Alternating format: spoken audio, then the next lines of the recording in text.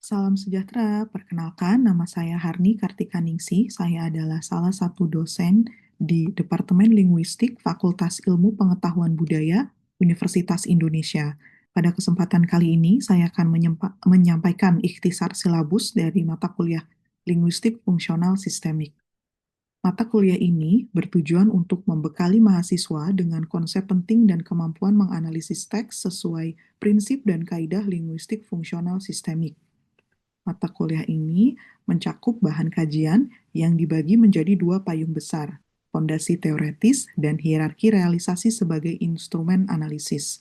Fondasi teoretis mencakup reaksi aksial, metafungsi, realisasi, dan teks konteks.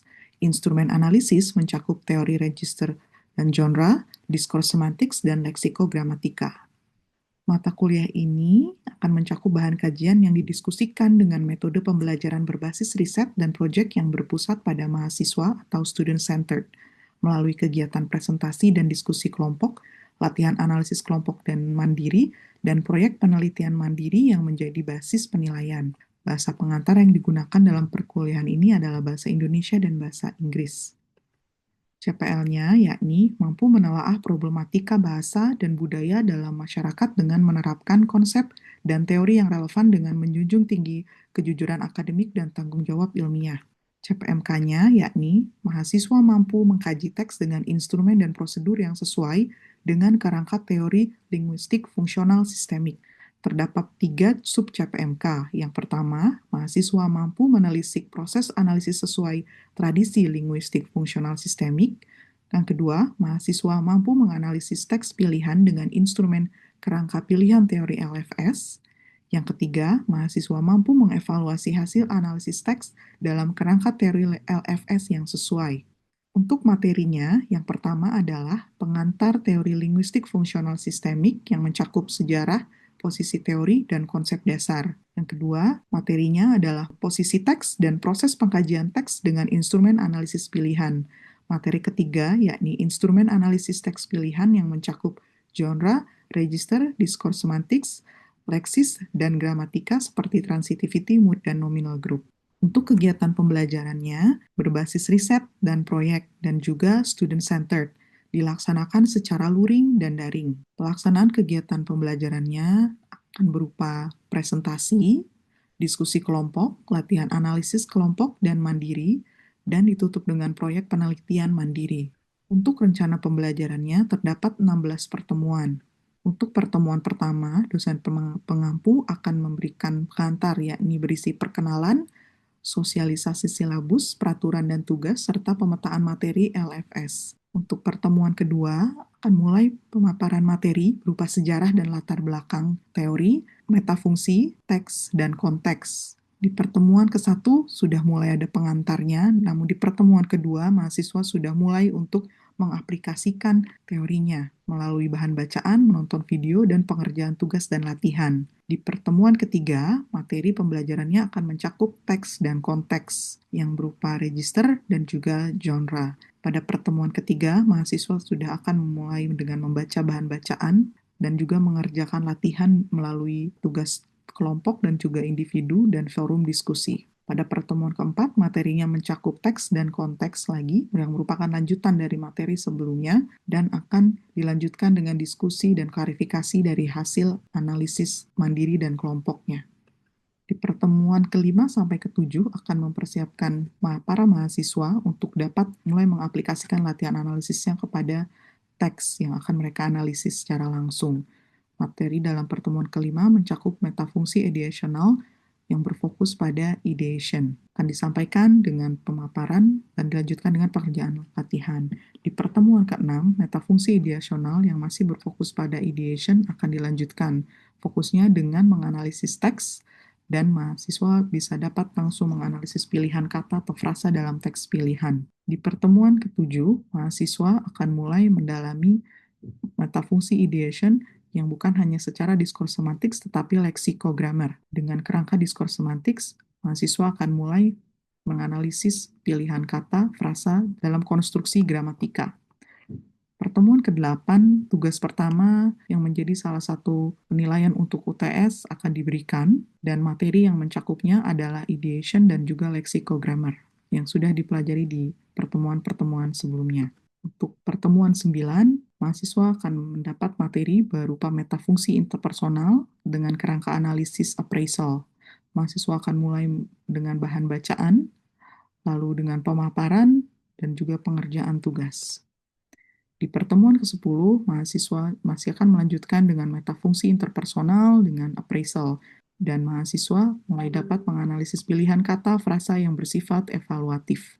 Di pertemuan ke-11, mahasiswa mulai mendapatkan materi berupa metafungsi interpersonal yang fokusnya adalah negotiation.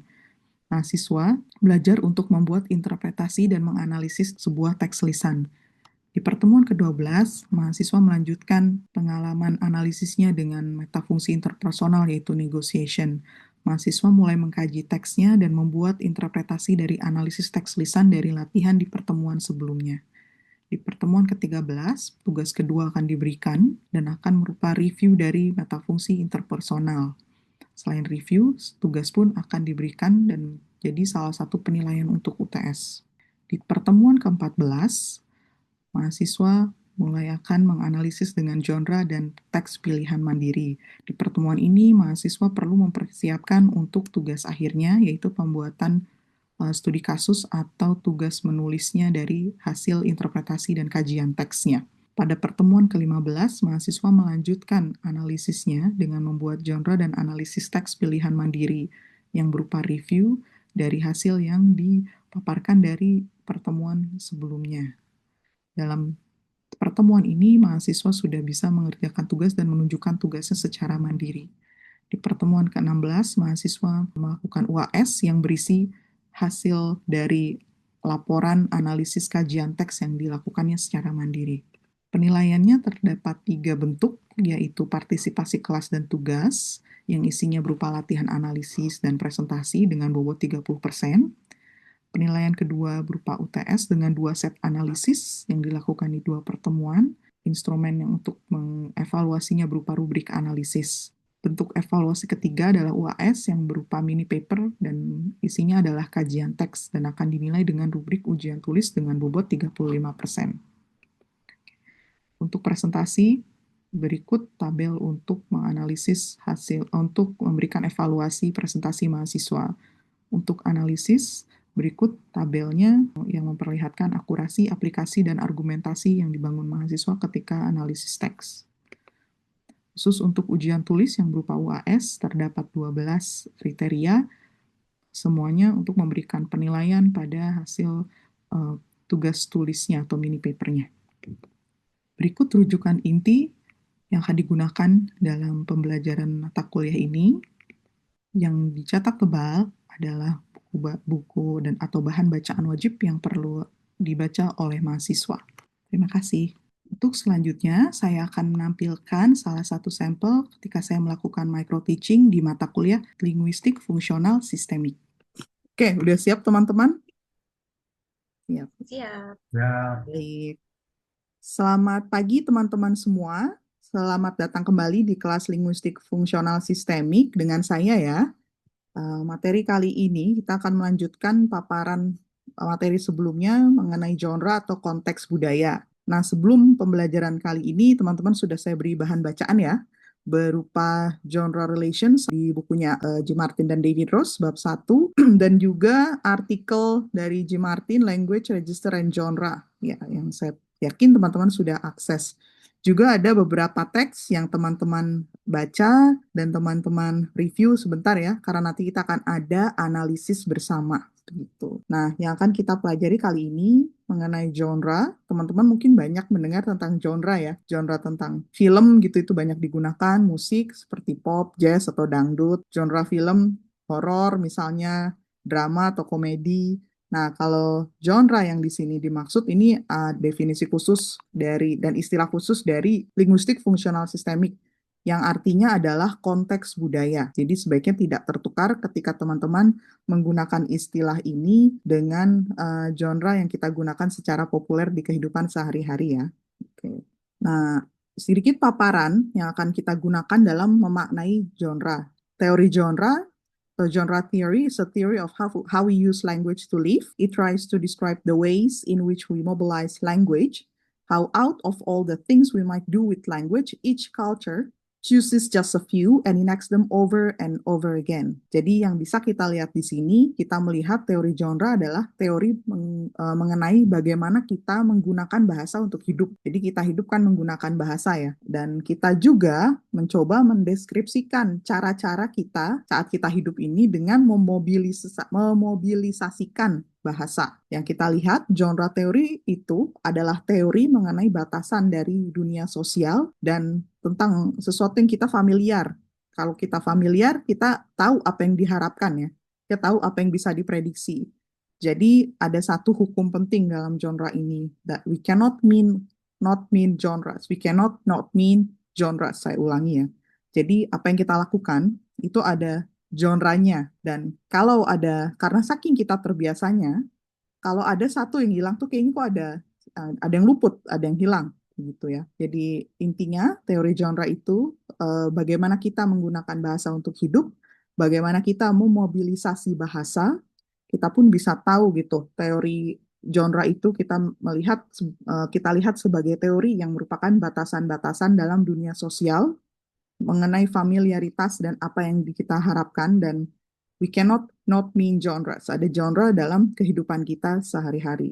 Nah, dalam stratifikasi bahasa, dia ada di lapisan paling atas. Jadi dia membantu merealisasikan bahasa lewat mode, field, dan tenor, lalu muncul ke 3 pemaknaan ya, tekstual, ideasional, dan interpersonal. Secara lebih spesifik, kita akan membahas ini ya.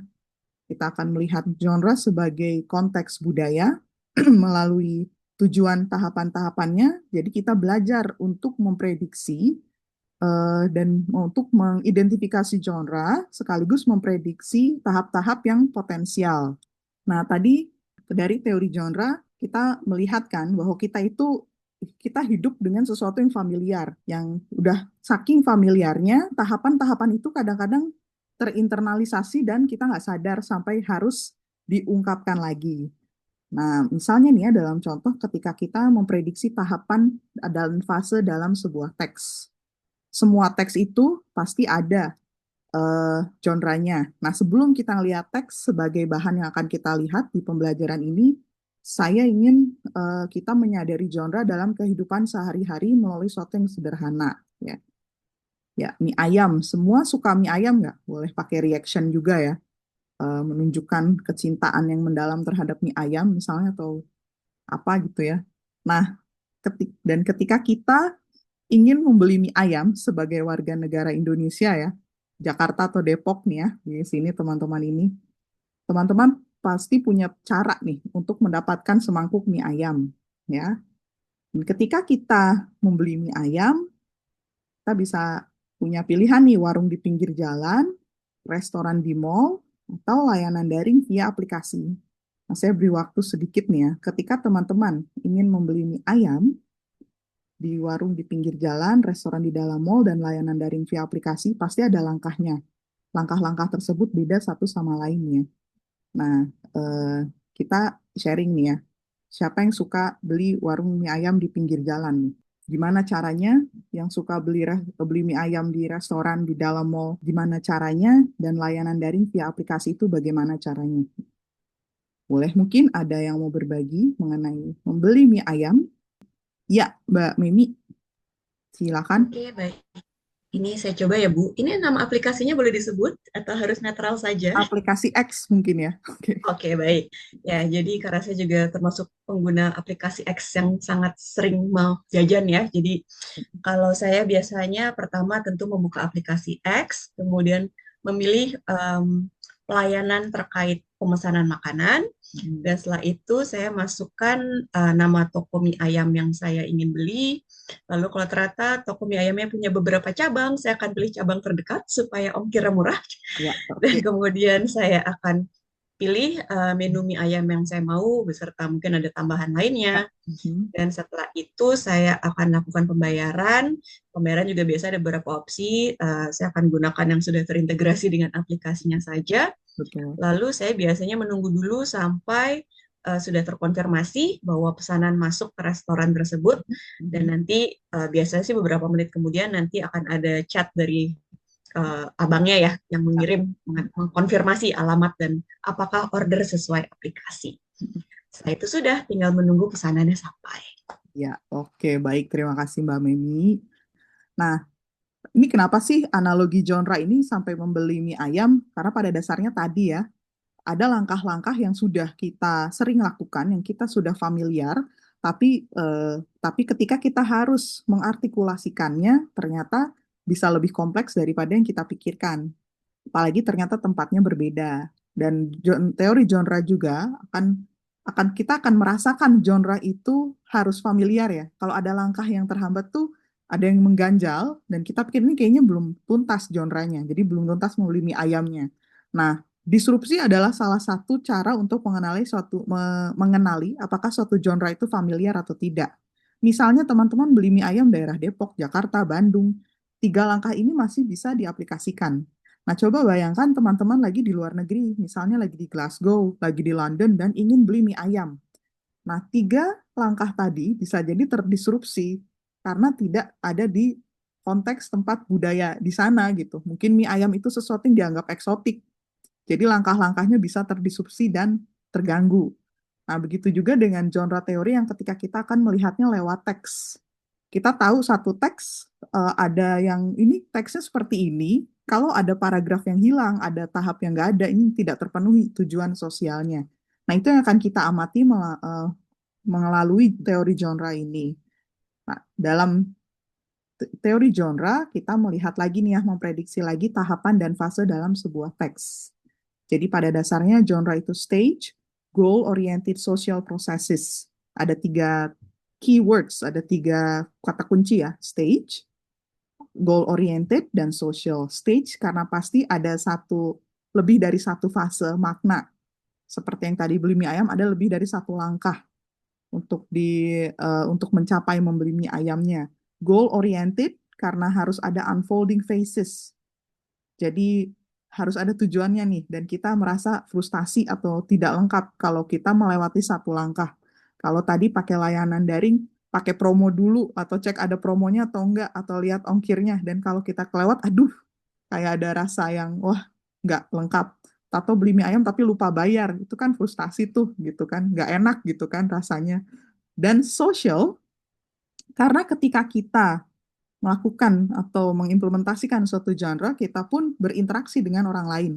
Membeli mie ayam kan ada pedagangnya, ada yang membuatnya, gitu. Jadi secara tidak langsung sifatnya sosial. Jadi stage, goal oriented, dan social. Dan kalau kita melihat struktur suatu teks, struktur genre itu, secara umum, teks-teks besar terutama akan memiliki lebih dari satu tujuan. Jadi paragraf satu, paragraf 2 itu bisa jadi berbeda-beda. Tetapi tujuan sentralnya, tujuan pusatnya itu biasanya satu. Dan itu yang menentukan tahap-tahapnya.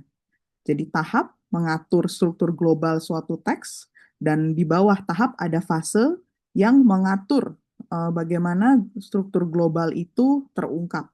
Ya, oke.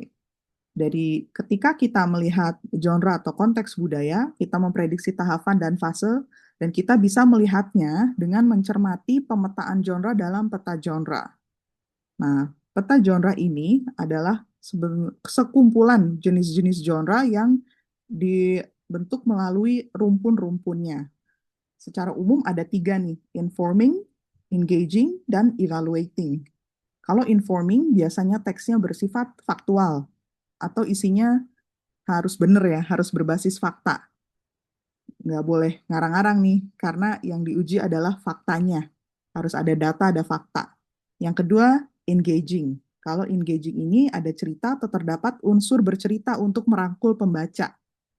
Jadi melibatkan pembaca dan biasanya ada narasi-narasinya, misalnya yang menarik begitu ya. Nah, yang terakhir adalah evaluating. Sifatnya argumentatif atau respons yang bersifat mengevaluasi dan juga berunsur persuasif. Ya, jadi kalau kita lihat petanya, kita lihat dari social purposes-nya. Ya, ada engaging, informing, evaluating. Yang tadi itu ya. Kalau engaging, kita bisa lihat lagi nih, apakah dia berdasarkan eh, rangkaian waktu atau tidak. Kalau dia tidak berdasarkan rangkaian waktu, biasanya news story, cerita-cerita yang ada dalam berita-berita di media. Kalau ada urutan kejadiannya, berarti kita lihat dari complicating atau no complication. Kalau tidak ada no complication, misalnya seperti recount, bicara sehari-hari. Atau kalau complicating, ada komplikasinya, jadi apakah di unresolved atau resolve. Jadi cara membacanya adalah kita melihat dari social purposes-nya, lalu ke rumpunnya, apakah engaging, informing, atau evaluating, baru kita bisa melihat secara spesifik dari setiap rumpun tersebut, apa yang mengatur, yang membedakannya lagi. Apakah waktu atau kejadian, kalau informing yang tadi berbasis fakta, kan ada yang berdasarkan waktu, misalnya autobiography. Autobiographical recount itu kan cerita yang berbasis fakta ya, kan tidak boleh mengarang tuh biografi diri sendiri gitu.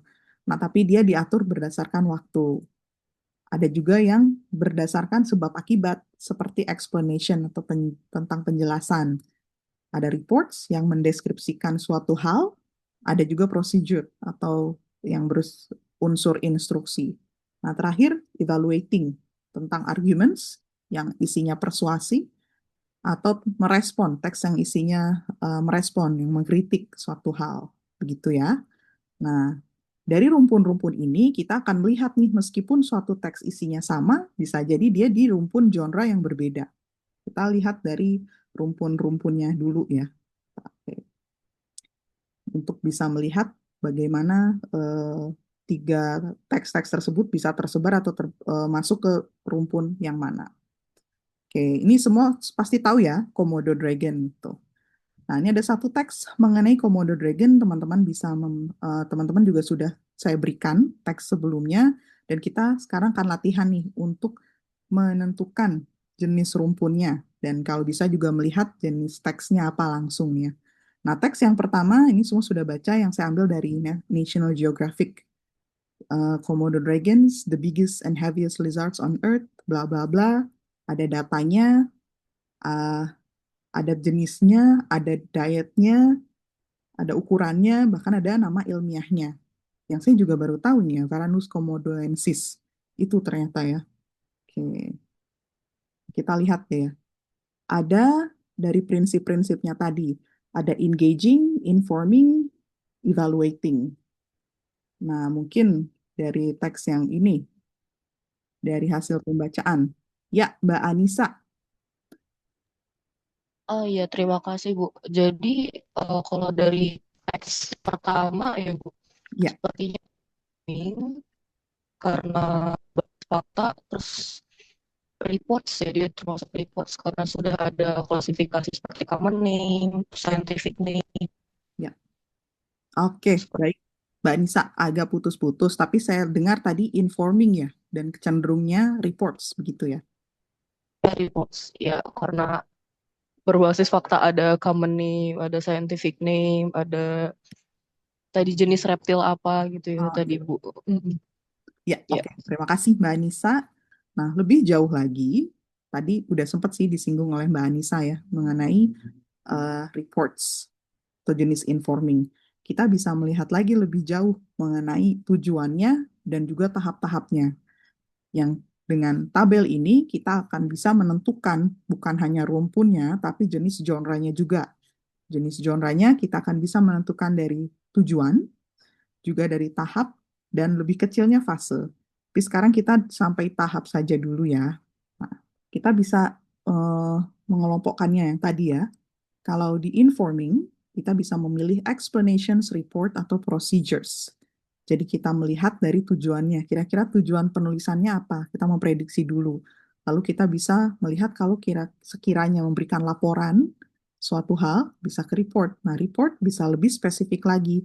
Apakah descriptive report, classifying report, atau compositional report? Ya. untuk Komodo Dragon ini. Nah, untuk identifikasi dalam teks, pertama ada beberapa langkah yang bisa kita ikuti. Pertama, kita membaca teksnya bisa secara keseluruhan, lalu melihat peta genre dan memperkirakan tahapan-tahapannya melalui pemilihan rumpunnya, lalu pemilihan genre-nya. Lalu kita menandai nih paragraf mana yang menandakan tahap tertentu. Jadi, tapi hati-hati juga, kadang-kadang dalam satu paragraf bisa terdiri dari dua tahap. Jadi, pembacaannya mungkin kita mulai dari paragraf. Kalau ada paragraf yang dua isinya itu kayaknya agak beda, kita bisa mengkategorikannya ke tahap tersendiri. Nah, teman-teman lalu bisa melanjutkan dengan memperkirakan fasenya. Fasenya ini bisa lebih kecil lagi, ada dalam kalimatnya. Jadi tahap biasanya berkoordinasi dengan paragraf, sementara fase biasanya dengan kalimat. Nah, teman-teman bisa mengulangi langkah-langkah tadi dan baru menentukan genre-nya apa. Dan ketika menulis tahap, kita menuliskannya dengan huruf besar, fasenya dengan huruf kecil. Ya. Nah, kita latihan sebentar untuk teks yang tadi yang sama ya, Komodo Dragon. Nah, teks yang pertama ini bisa kita ekstraksi Komodo Dragon gitu ya. Eh, kita ambil nih bagian teks yang memang akan kita analisis. Oke. Nah, Komodo dragons are the biggest and heaviest lizards on Earth. Kita tadi sudah menentukan sih ya, udah tahu kita nih, tadi teksnya itu berupa informing. Ya. Nah, ketika kita menentukan teks ini, ada descriptive report, ada Komodo dragons, classification, ya kita lihat nih satu kalimat saja bisa menjadi satu tahap tersendiri, yaitu classification. Komodo dragons are the biggest and heaviest lizards on Earth. Jadi kita tahu Komodo dragon itu jenis kadal yang terbesar dan terberat di bumi. Ya. Lalu selanjutnya, karena saat tahap itu classification biasanya mengawali aja, di sini hanya ada satu aja. Selebihnya, paragraf 2 sampai terakhir adalah apa yang kita sebut tahap deskripsi. Jadi ini tahap-tahapnya. Ya. Nah, dari tahap ini kita bisa mengkategorikannya lagi dengan lebih detail. Fasenya apa aja nih? Karena kalau dilihat di sini, ini kayaknya satu paragraf dia fokus membicarakan ciri fisik. Ya kan? Kan kita harus tahu ya Komodo dragon itu seperti apa ciri fisiknya supaya tidak tertukar dengan biawak misalnya atau cecak gitu ya. Karena meskipun sama-sama reptil tapi kan beda ya. Jadi ada deskripsinya ada wide, flat heads, rounded snouts, ya, muscular tails, jadi ekornya sangat powerful ya, muscular berotot. Lalu cara jalannya seperti apa, dia punya lidah yang seperti apa, lalu beratnya juga panjangnya bisa 3 meter, 140 kilogram, tetapi rata-rata 70 kilogram gitu. Lalu di mana dia tinggal atau habitatnya. Dia hanya ada di Lesser Sunda Islands. Ya. Lalu ada juga dietnya. Dia makan apa sih? Gitu kan. Nah, kita dari detail ini kita bisa menentukan nih bahwa dia itu descriptive report. Teks ini descriptive report. Fungsinya untuk mengklasifikasikan dan mendeskripsikan. Jadi ada classification, ada description. Mungkin teman-teman ketika membaca ensiklopedia itu banyak ya menemukan teks-teks seperti ini. Nah, selanjutnya teman-teman akan melakukan tugas mandiri.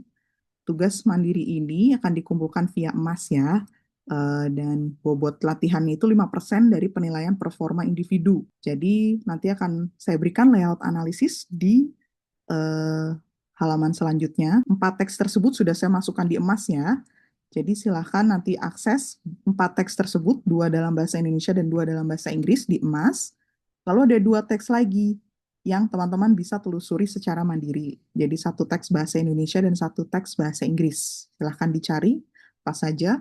Yang 4 teksnya sudah ada di emas. Nah, teman-teman silahkan gunakan sampel layout ini untuk mengidentifikasi jenis genre-nya sesuai dengan peta genre dan juga tabel tahap dan fase ya. Jadi nanti ada tahapan, bagian teksnya, dan fasenya. Gunakan layout ini untuk membantu teman-teman menempatkan tahapannya apa dan fasenya apa. Gitu ya. Baik, kita sudah selesai untuk pertemuan kali ini. Silahkan lanjutkan dengan melaksanakan tugas mandirinya. Ya, terima kasih.